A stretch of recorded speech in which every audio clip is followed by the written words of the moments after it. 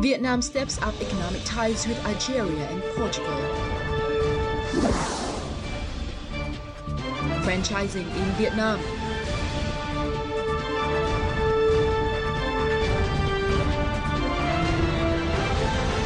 Hello from Hanoi and welcome to Bizline, brought to you by VTV International. My name is Linh Hương, and as usual we start with several highlights in the economic scene for the past week.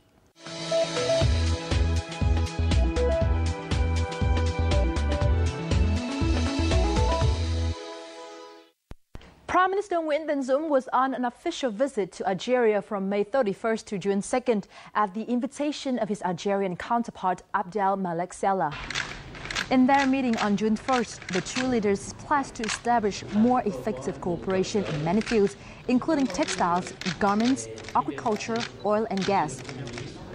Prime Minister Dũng also attended an Algeria-Vietnam business dialogue on May 31st, where he called for more collaboration and trade between businesses of the two countries. He then visited the headquarters of Algeria's Sonacharge Petroleum Corporation, which is currently in partnership with Petro-Vietnam on a $1.2 billion joint oil exploration project. Prime Minister Nguyễn Tấn Dũng then visited Portugal on the 3rd and 4th of June. On Wednesday, he held talks with his Portuguese counterpart, Pedro Passos Coelho, in Lisbon, where they agreed to enhance two-way trade and investment activities. Prime Minister Passos Coelho stated that Vietnam has Portugal's full support in fostering ties with the European Union and signing the EU-Vietnam Free Trade Agreement. Later, the Vietnamese Prime Minister chaired a Vietnamese Economic Forum and co-chaired the 2015 Blue Business Forum in Lisbon. He also witnessed the signing of several bilateral agreements, including pacts on double tax avoidance, tourism cooperation, and joint activities between the two finance ministries. Continuing the 9th session of the 13th National Assembly, deputies on Tuesday discussed the amended law on the state budget. According to many deputies, the distribution of the state budget should be decided by the National Assembly, not by the government.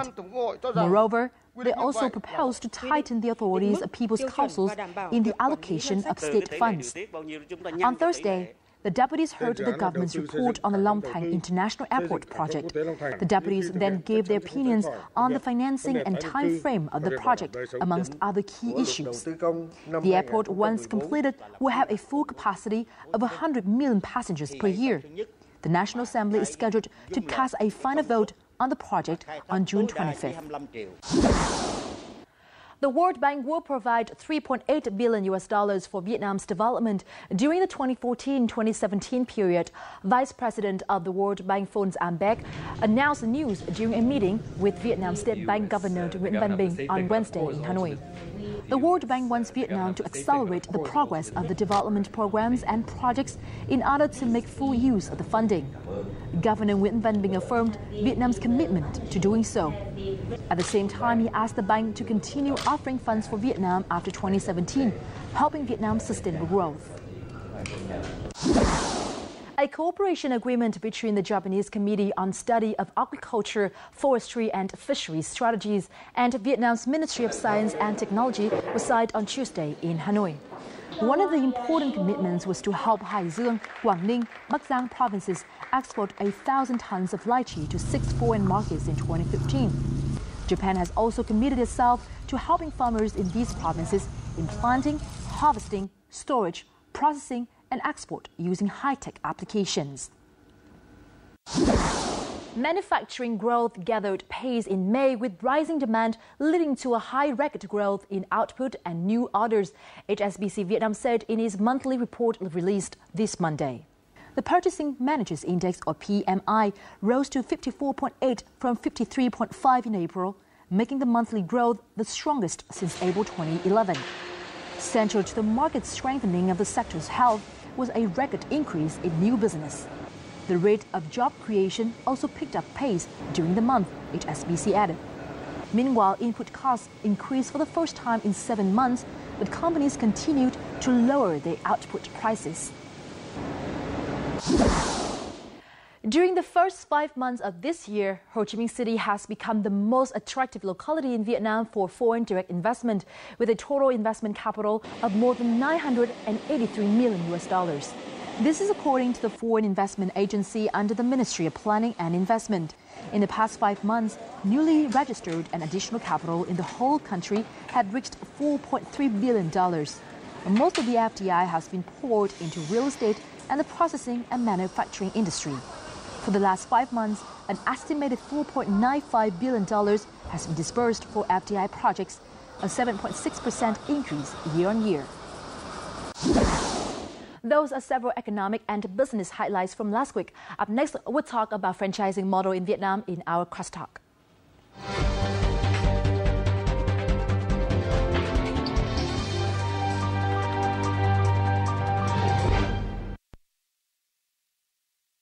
More than a decade ago, stores with the same trademark, the same style of service, menus, uniforms and decorations were a new phenomenon in Vietnam.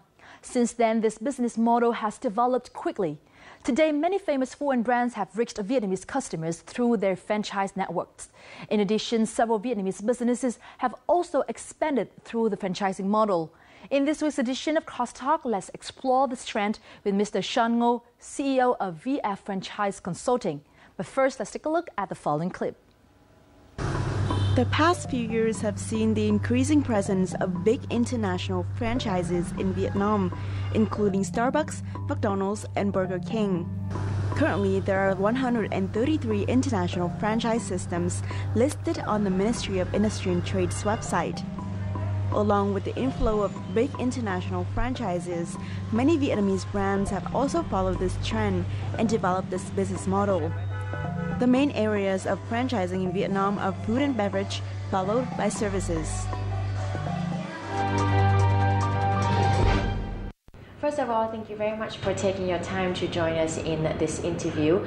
Our first question is, what does it mean to be a franchise? When we talk about franchising, it's really about the franchisor's business model and their trademarks. And so it's about owning a business model, owning a trademark that you basically allow somebody else to operate for a certain fee. Franchising itself really means that, for the customer to experience the same experience every unit they go to, right? And that's why we have the franchise system, and that's why the franchisor often has a lot of control over the franchisee to ensure that not only are the standards set and the same and are uniform across different countries, different regions of the world, but that they also give full training, full support to ensure that the franchisees become successful as well for the long term.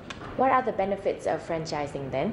They're slightly different between franchisor and franchisee, right? For the franchisor, of course, it's faster growth, right? And in the franchising world, where people copy you all the time, growing very quickly is very, very important. And companies like McDonald's and KFC and Pizza Hut have been very good examples of that, where they have made franchising very, very successful. And even though McDonald's would like to open up their own stores all around the world, it's very, very expensive to do, so they often lack the money and the resources to do that. Not only money, but also local know-how, local market knowledge, as well as just understanding the local conditions and the franchising laws and that type. From the franchisee side, the benefits, of course, is we get a world-class system that is proven internationally. We get an infrastructure in place that has not only supply chain worked out, but human resources worked out, training worked out, product development worked out. So we have a lot of areas where we are, while we are new to franchising, potentially, we actually have a great brand that is actually very, very experienced and very successful in franchising worldwide. How about the risks? Well, the risks are on both sides as well, right? So the risk for the franchisor is finding the wrong partners. And, it's very difficult. It's very difficult for franchisors to enter another country if the country they just entered in has become a failure. And so they spend a lot of time and effort to ensure that they find the right partners. Now on the franchisee, of course, with a proven system, there's the fee to pay for that proven system, right? And we often have to pay things like franchise fees, royalties. We often have to commit to a certain number of units to be developed within the country over a certain period of time. We often have to commit to a certain amount of marketing spend, which is important to grow the franchise, especially as you're entering a new marketplace. Korean franchise BBQ Chicken opened its first store in Vietnam in 2007 and now operates in 24 locations across Vietnam, 17 of which are franchisees. To ensure the consistency of the BBQ brand, the franchise exercises strict control over its franchisees. It is especially difficult to manage our franchisees to ensure that they strictly follow the procedures and know-how that we have transferred to them. Many franchisees have tried to reduce costs by using ingredients that do not meet the standards that we set, or cut a few steps in the management system. This directly affects the quality of our products and services, and in the long term, negatively affects the brand's value. To obtain high-quality ingredients, BBQ Vietnam currently imports their ingredients from South Korea and Malaysia, but plans on establishing facilities in Vietnam to locally produce some of their trademark ingredients. To bring well-known international franchises to Vietnam, Vietnamese franchisees have to meet very high requirement of investment from international franchisors. Another way to work it out for Vietnamese franchisees is to target less well-known but highly potential international brands. Taiwanese brand Cha Time is an example. According to the owners of a Cha Time store in central Hanoi, they chose Cha Time because they themselves are fans of the brand, and they can meet the required investment of the franchisors. Và mỗi khi công ty muốn mở thêm một cửa hàng mới thì phải gửi toàn bộ những concept của cửa hàng và vị trí của cửa hàng sang bên cho Đài Loan. Họ duyệt thì chúng tôi bắt đầu mới được tiến hành và mở cửa hàng, khai trương cửa hàng mới. Taiwanese franchisors also come to Vietnam annually to check the quality of each store. Establishing in 2013 with current sales of 200 to 300 drinks a day, this Cha Time store is working on improving the efficiency of the franchise model they have chosen since the very beginning.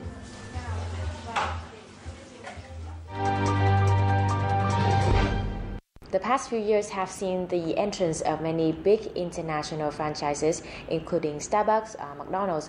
Why is the Vietnamese market attractive to those international franchises? Well, Vietnam is a little bit unique in many ways. One of the obvious things is just the demographics. It's a very young population. 60% of the population is under the age of 30. There's 92 million people, according to some research, and growing 1% a year. And most importantly, GDP per capita has been growing consistently over the last 10, 15 years. And it's projected to grow quite rapidly, quite strong in the next decade. In fact, Goldman Sachs came out with a report a few years ago saying, Vietnam could be a top 10 economy by the year 2050 if these current growth rates continue the way that they grow today. So it's a very attractive market. It's a very young population. It's a very entrepreneurial society, so we see a lot of future spending, and that's what excites Starbucks. That's what excites McDonald's and KFC. It's not about what the GDP is today, it's about that real potential in the next decade or two.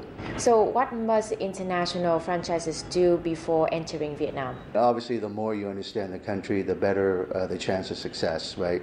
So many brands, as you probably have seen, have localized some of their products and services, right? So you can see Starbucks doing that with offering a Vietnamese version of the coffee. You see Coffee Bean doing that. And you start to see many other brands like KFC that now serve rice, roast chicken, all kinds of Vietnamese soup, Vietnamese salad, all kinds of products that cater to the Vietnamese consumers. But at the same time, staying true to their international brand, which is you can get fried chicken this way or that way, you can get hamburgers this way or that way. So it's about keeping their core menu, but at the same time respecting the cultural differences and understanding what people really are looking for when it comes to their products and services.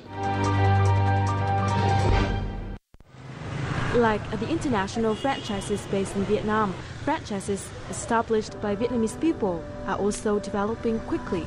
Urban Station Coffee is an example. Established in 2011 by two young students, Urban Station currently has 40 franchises nationwide. Đinh Nhật Nam, co-founder of Urban Station, cited a deep involvement in the operations of the franchisees as the key to maintaining the consistency of the products. Toàn bộ những cái quyền mà quản lý hay vận hành cửa hàng, từ việc điều chuyển nhân viên, tuyển dụng nhân viên, thậm chí là sa thải nhân viên, thì toàn bộ những cái quyền mà tạo nên một cửa hàng đó đều là của công ty Urban Station hết. Hầu như các chủ đầu tư của Urban Station họ chủ yếu là đầu tư về mặt tài chính nhiều. Urban Station Lý Quốc Sư is the 36th store opened in Vietnam. According to the store owner, the store owes its success to its central location in the capital city. Những cái chất lượng đồ uống và về nhân viên, về vận hành là tôi sẽ không phải để tâm đến nhiều nữa, mà tôi chỉ tập trung vào PR cho địa điểm của mình thôi. Thì tôi thấy có những ràng buộc, nhưng những ràng buộc đấy lại là ưu điểm đối với tôi. Urban Station has proved its early success. However, the more successful the business is, the more susceptible it is to imitation and plagiarism. Cái việc mà copy được concept hay là copy được toàn bộ công thức của Urban Station, ai cũng có thể làm được. Mọi người Google là ra. Vấn đề làm nên Urban Station như ngày hôm nay là một cái chiến lược hay là một cái sự định hướng lâu dài cho một thương hiệu. Nó không nằm ở cái việc là anh chỉ mang những cái bàn ghế, những cái đèn, những cái design như vậy, hay là cái cách pha chế như vậy. Nó còn là ở cái quy trình làm việc, quy trình quản lý, quy trình báo cáo, và một cái hệ thống quản lý đa cấp từ trên xuống dưới. In contrast to Urban Station's modern and vibrant color is the earthy style of Koh Samui.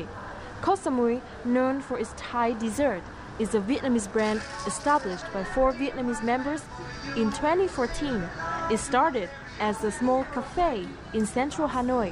After a year, Koh Samui has expanded to 7 stores, 4 of which are franchised.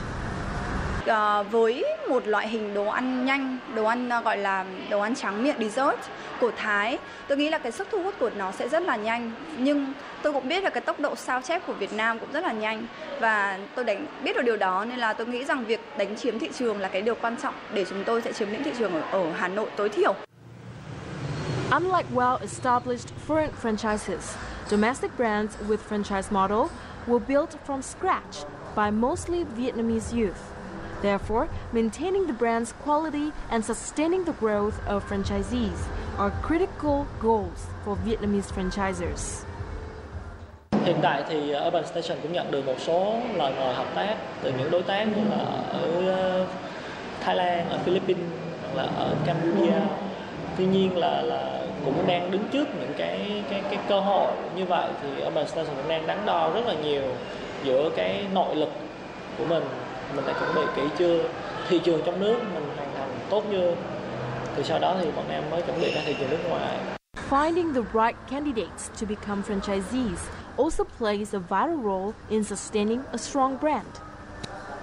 Đầu tiên, cái tiêu chí đầu tiên đó là background, hay là cái nền tảng của đối tác, như là về học vấn, về kinh nghiệm, trình độ. Chưa bao giờ chúng tôi gọi là nhượng quyền thương hiệu cho một cá nhân, mà nó sẽ là sự kết hợp của cả nhóm, cũng như chúng tôi có 4 người mới lập nên được một sự Koh Samui như ngày hôm nay. Many franchises in Vietnam are still in the early stage of development, while international franchises have had years and even decades of experience. So what are the challenges and opportunities that a new franchise have? If you look around the region, some of the largest locally owned franchises and franchisors also own international franchises. So what they've done is they've coupled their own systems with systems that they have brought from world-renowned brands. And what these world-renowned brands bring to them is the knowledge, the know-how, the transfer of technology, the transfer of know-how, and how to build a world-class franchise system, and how to support a world-class franchise system. So whether you're supporting franchisees in Vietnam or whether you seek to expand regionally, understanding what world-class best practices are can help you significantly to develop your own franchise brand. So that becomes very, very important. And a lot of times what we see is many local brands, not only in Vietnam but in many different countries, where they try to seek to franchise out their business too quickly, just because they haven't really perfected the business model yet, and they really haven't developed it and have incorporated an infrastructure that can support franchisees. So when you take it to the franchising level, you have to make sure that you have the systems in place, the people in place to support it. Otherwise, it will all come crumbling down not too long from the time that you start franchising. After becoming a partner or a franchise, what should be done in order to ensure the success of the franchise? Well, that's actually the hardest part. Signing an agreement is actually the easiest step in franchising. So supporting franchisees is critical for success, because when franchisees are not successful, they break contracts, they terminate the contracts, and of course the franchise system fails. And everybody is affected in very different ways, but very significantly. So that said, like a marriage, it's all about supporting one another. What you do best as a franchisor means that you have to do well, right? You have to come up with the new products that are appropriate for the local marketplace. You have to continue to innovate. You have to continue to develop new products, to offer, world-class training. All those things that you are expected to do as a franchisor. As a franchisee, you are expected to execute extremely well, right? And quality assurance is one of them. Not only do you have to do it, but perhaps the franchisor can help you audit and ensure that you have the franchise systems and quality assurance in place, because that is really at the core of franchising, right? It's about having the same customer experience wherever you go, whether it's in Vietnam or Thailand or anywhere else in the world. In Vietnam, franchising is governed by the 2005 commercial law. To conduct franchising activities, a franchise system must have been in operation for at least 1 year. It must be registered with the Ministry of Industry and Trade and provide goods and services that are not on the list of banned goods and services. However, the current legal framework still needs improvements. Chúng ta thiếu rất nhiều các cái quy định là cái việc là kiểm soát của cái bên nhượng quyền đối với lại bên nhận nhượng quyền. Bên cạnh đó thì chúng ta thiếu một cái cơ chế giải quyết tranh chấp giữa bên nhượng quyền và bên nhận nhượng quyền. Going forward, what should be done in terms of legal framework, business environment, in order to ensure success of Vietnamese and international franchises? Well, contrary to what people think, franchising laws can actually be very good for the franchising industry if they are structured in the right way. In Vietnam, there are retail laws according to WTO commitments, and of course, there are things like economic needs test. And because franchising is under the retail laws of Vietnam, many foreign companies that wish to come into the country as a franchise are basically prevented from doing that because of the economic needs test. Now, in 2015, this year, much of that supposedly goes away. So if that is the case, then that opens the door for more international franchises that wish to enter the markets, and they can do it on their own or they can go through a local partner franchisee. How do you anticipate the future developments of franchising in Vietnam, including both Vietnamese and international franchises? Well, Vietnam, as unique as it is very similar to other countries, and we know that from history, the franchising industry develops over time. In certain countries like the Philippines, the franchising industry is very, very developed and can contribute significantly to the country's GDP. In the U.S., where there are over 4,500 franchise systems, it makes up for 10% of GDP and contributes up to 10% of the employment of not only the people in franchising, but the supporting industries that support the franchisors. So what we see is that development in franchising is not going to stop, especially in very entrepreneurial societies where people want to be their own boss, right? So franchising is a great opportunity for that type of entrepreneur. But that said, the growth of franchising in terms of the number of systems continues to grow anywhere from 20 to 25% per year. And that's very, very healthy growth. compared to the region. Once again, thank you very much for sharing your thoughts with Crosstalk today. Thank you very much. With Vietnam's strong culture of entrepreneurship, franchising is an opportunity for entrepreneurs to start a business in a short period of time. Franchises, in comparison to new business, have a more limited risk, a modest amount of invested capital, and a proven track record of success.